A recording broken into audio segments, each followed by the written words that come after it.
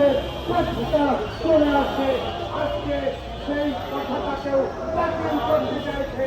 এটার মাধ্যমে একাত্তরের স্বাধীনতা সংগ্রামে বিরোধী পাকিস্তানি সামরিক খুনি জান্তা সহযোগী রাজাকার আলবাদর আলসান যারা এদেশে শান্তি বাহিনীর নামে গোটা দেশে খুন জখম নারী নির্যাতন এইসব করেছিল, তাদের কর্তৃত্ব প্রতিষ্ঠিত করবার জন্য একটি ব্যবস্থা চালু করতে চাইছে। আমরা এই সমস্ত বিষয়গুলোর বিরুদ্ধে লড়াই করছি।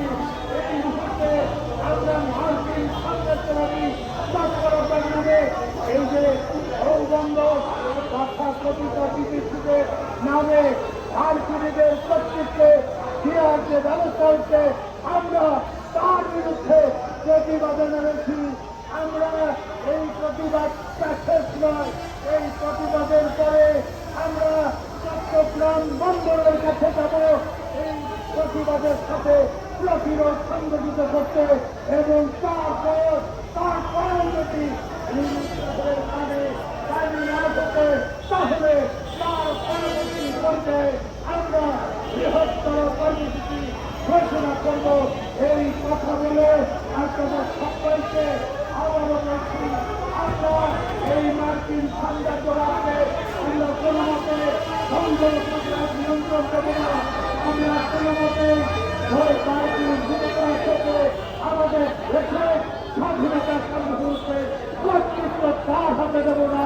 আমরা কোনো মতে এটা মানব না, এবং এটা আমরা বিরোধিতা অব্যাহত রাখবো, এবং বিজয় না হওয়া পর্যন্ত এই আন্দোলন আমরা অব্যাহত রাখবো। এই কথা বলে আপনাদের সংগ্রামী শুভেচ্ছা জানিয়ে আমার কথা আমি শেষ করছি। আপনাদেরকে ধন্যবাদ।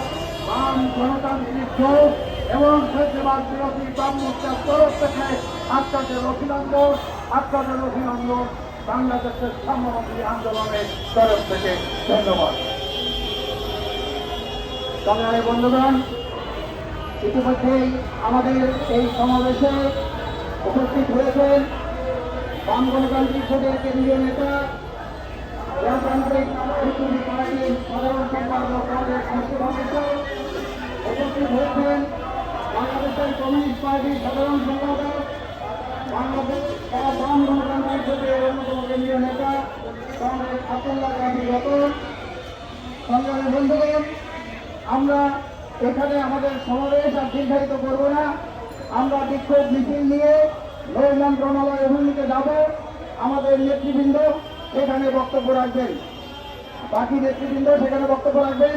আমরা শান্তিপূর্ণভাবে আমাদের মিছিল নিয়ে নৌ পরিবহন মন্ত্রণালয়ের দিকে যাব, এবং শান্তিপূর্ণভাবেই আমাদের বিক্ষোভ মিছিল এবং সমাবেশের কাজ সমাপ্ত করব। সবাইকে